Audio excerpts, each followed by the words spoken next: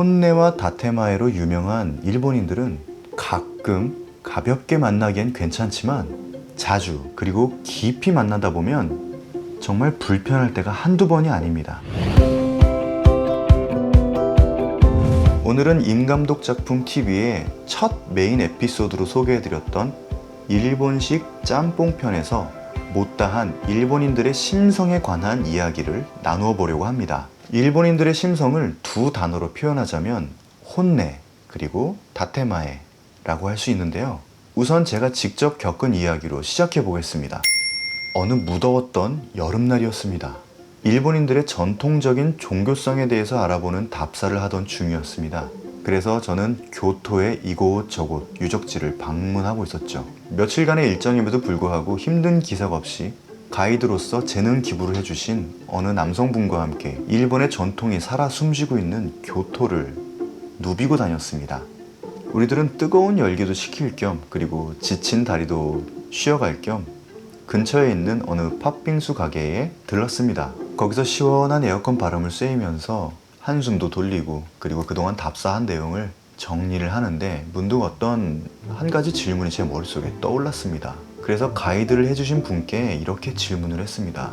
일본 사람들은 혼내와 다테마이라는 일종의 자기 관리 방법을 가지고 있는데 그것에 너무 집착한 나머지 상대방을 좀 난처하게 하는 경우가 있는 것 같습니다.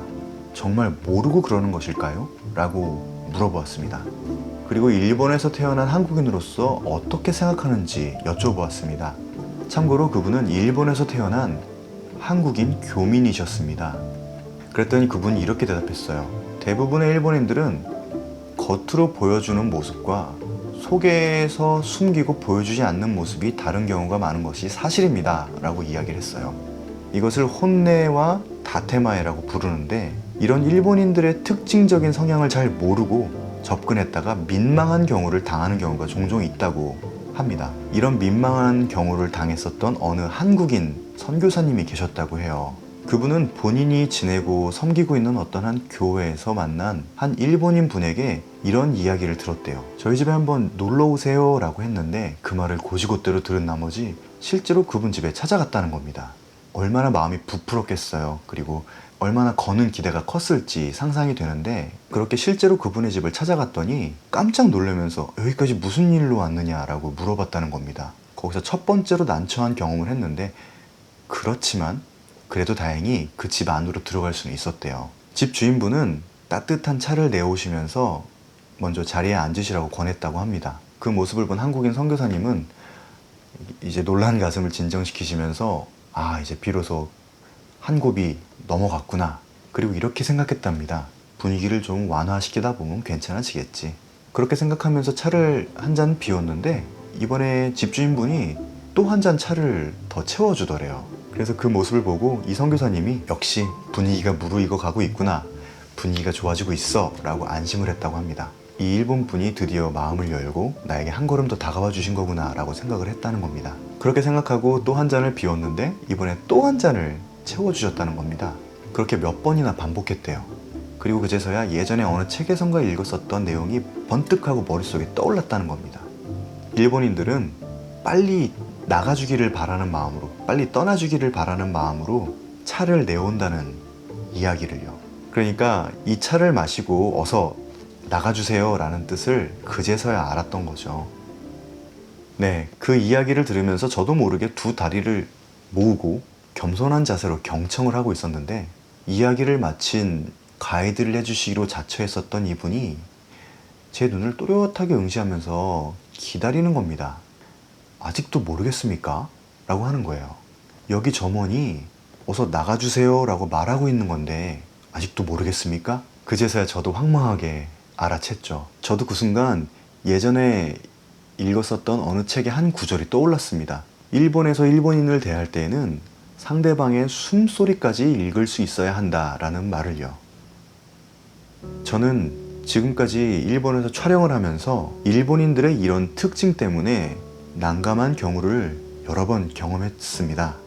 물론 즐겁고 행복했었던 기억이 굉장히 지배적으로 많지만 그런 여러 기억들 가운데 중간중간에 섭섭한 생각이 드는 곳곳마다 일본 분들의 혼내와 다테마에라는 심성을 잘 이해 못했기 때문에 벌어졌었던 섭섭한 사건들이 좀 있습니다.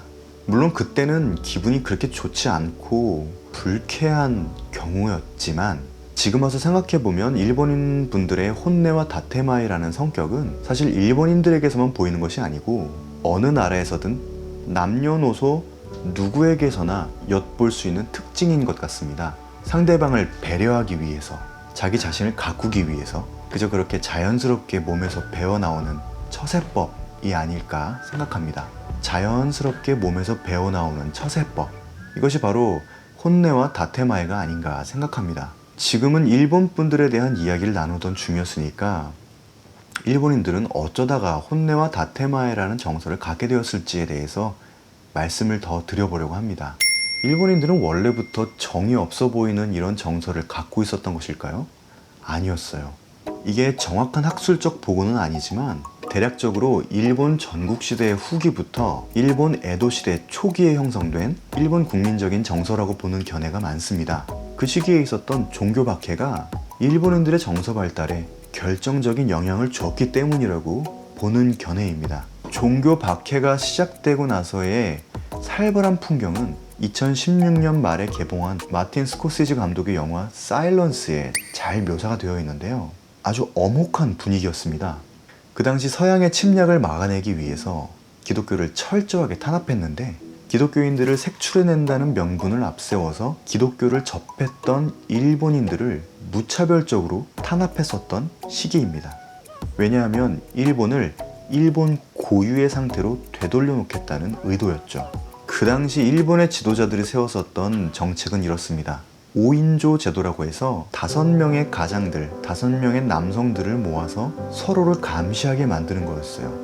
그들 중에 한 명이라도, 그들 중에 단 한 가정이라도 기독교인이거나 기독교에 우호하는 세력이 된다면 이 한 조로 묶인 이 5 가정은 무차별적으로 처형당하는 거였죠. 그리고 종문 제도라고 해서 일본 모든 국민들을 지금의 주민등록을 하듯이 불교의 사원에 가서 주민등록을 하게 시키는 겁니다.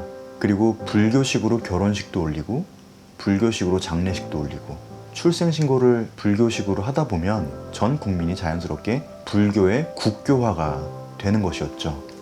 이렇게 기독교의 세력, 기독교의 근거를 완전하게 말살시키려는 의도로 이런 제도를 시행했었습니다.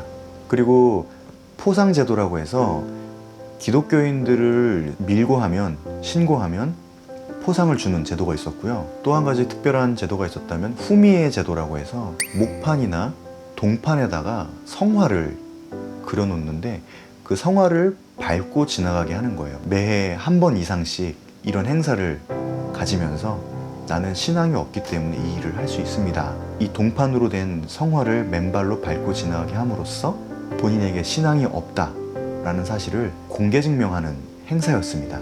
이렇게 보면 기독교인들의 입장에서는 탄압이었지만 정치적 지도자들 입장에서는 정화 작업이었을 텐데요. 참고로 그들의 방식은 지금 현대에도 존재하고 있습니다.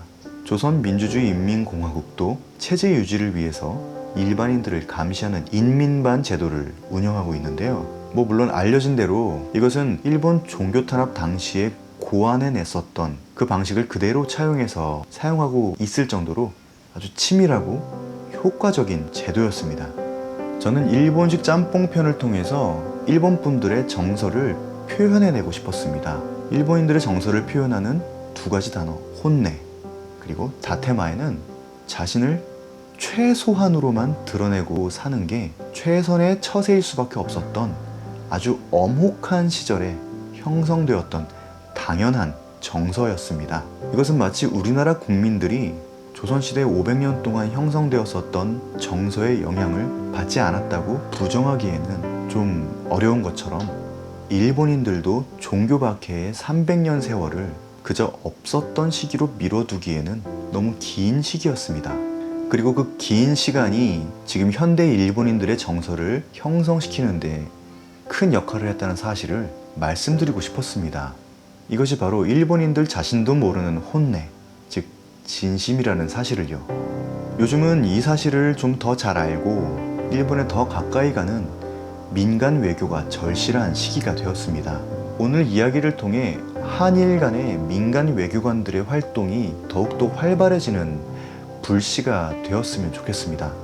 오늘 이야기를 마치기 전에 간과할 수 없는 한 가지 사실이 더 있어서 말씀드리겠습니다.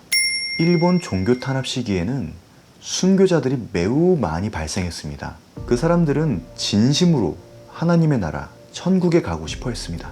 우리 한반도의 조선시대에도 그랬겠지만 결코 자신이 처해 있는 현실이 변할 리가 없다는 사실을 잘 알고 있는 일본 분들은 하늘나라에 낙원이 있다는 사실을 알고 그 사실에 깊은 감동을 받았습니다.